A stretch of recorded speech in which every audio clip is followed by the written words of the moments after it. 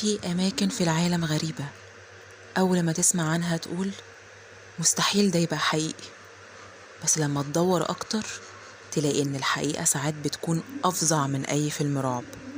النهاردة هحكي لكم عن مكان في اليابان بيقولوا عليه غابة الانتحار، غابة مشهورة إنها بتسحبك لآخر قرار في حياتك.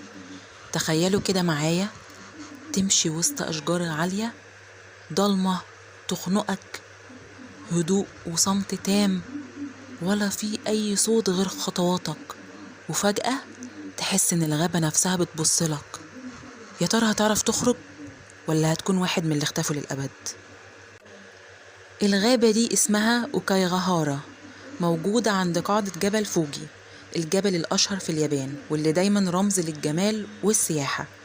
بس الغابة دي مختلفة تماما، مساحة ضخمة حوالي 35 كيلو متر مربع، والأشجار فيها متشابكة لدرجة إن ضوء الشمس ساعات ما يوصلش للأرض، يعني كأنك ماشي في متاهة طبيعية.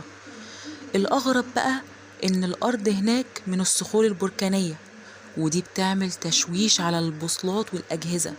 عايز تعرف النتيجة؟ أي حد يدخل بسهولة يضيع ومش عارف يلاقي طريق الخروج، يعني لو دخلت بنسبة كبيرة جدا مش هتخرج. الغابة ليها سمعة قديمة جدا، من قرون كان في عادة مرعبة عند اليابانيين اسمها أوبا سوتي، كانوا ساعات يسيبوا كبار السن أو الناس المريضة جوه الغابة عشان يموتوا لوحدهم. عادة قاسية قوي، بس مع مرور الوقت الغابة اتربط اسمها بالموت. في القرن العشرين وتحديدا بعد الحرب العالمية التانية، اليابان كان عندها معدلات انتحار عالية بسبب الضغوط الاقتصادية والاجتماعية، ومن هنا بدأت الغابة تاخد اللقب بتاعها، غابة الانتحار. طب ايه اللي بيحصل جوه الغابة؟ تخيل تدخل الغابة وتلاقي ايه؟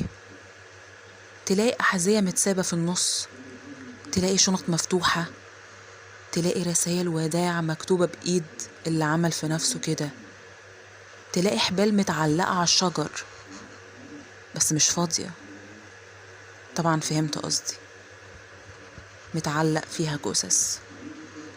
في ناس بتدخل الغابة بدافع الفضول، وفي ناس مستكشفين ويوتيوبرز بيحكوا انهم حسوا بطاقة سلبية غريبة، كأن الغابة كلها مكتومة، صوتك ما بيرجعش، ملهوش صدى، والهوا تقيل.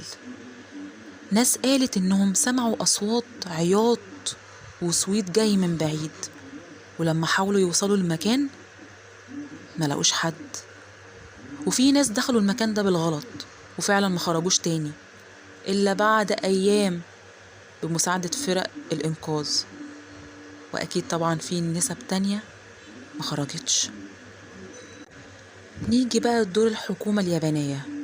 الموضوع فضل يكبر لدرجة إن السلطات هناك بتعمل دوريات سنوية في الغابة، بيروحوا يدوروا على جثث جديدة. انتوا متخيلين؟ هما مش بيدوروا على ناس معينة ولا على ناس ضايعة، لأ، بيدوروا على جثث ناس خلاص أنهوا حياتهم. ولما الموضوع بقى سمعة عالمية، الحكومة حاولت تقلل من شهرتها المرعبة دي، ده حتى وقفوا الإعلان الرسمي عن أعداد المنتحرين هناك، وكمان حطوا عند المداخل بتاعة الغابة دي يفط مكتوب عليها حياتك غالية، فكر في عيلتك، ما تستسلمش لوحدك، ورسائل مؤثرة من دي كتير. بس للأسف ناس كتير برضو لسه بتدخل الغابة وما بترجعش. في ناس بتدخل بإرادتها عشان عايزة تنهي حياتها، مش حكاية ان هم دخلوا بالغلط ولا تاهوا ولا الكلام ده كله. الغابة دي بقت مادة خصبة للأفلام والروايات والأنمي، اتعملت عنها أفلام رعب، ألعاب فيديو، وحتى برامج وثائقية. لكن بعيدا عن الإعلام خالص، المكان ده رمز لمعاناة ناس كتير. دي مش مجرد غابة مسكونة من كتر الناس اللي اتقتلت أو ماتت فيها بمعنى أصح، دي انعكاس لليأس اللي ممكن يدمر أي إنسان. تخيل تروح برجليك لحد هناك عشان تموت نفسك.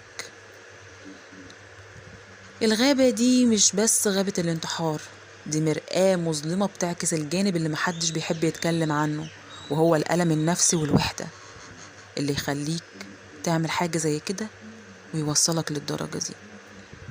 ولو في رسالة ممكن نخرج بيها من الحكاية دي، فهي إن أي حد ممكن يعدي بلحظات ضعف، لكن الاستسلام مش هو الحل، وإنك تموت نفسك دايما بيكون في طريق تاني. فالمرة الجاية لما تسمع عن مكان مرعب، افتكر إن الرعب الحقيقي مش في الغابة، الرعب اللي بجد في اللي جوانا. ايه رأيكم لو اتفتحت لك فرصة تزور الغابة دي، هتدخل ولا مجرد التفكير يخليك تحس ان جسمك أشعر؟ هل ممكن في لحظة من اللحظات يوصل بيك الحال انك تروح مكان زي ده عشان تنهي حياتك بإيديك بسبب اليأس أو أي حاجة من المشاعر السلبية دي؟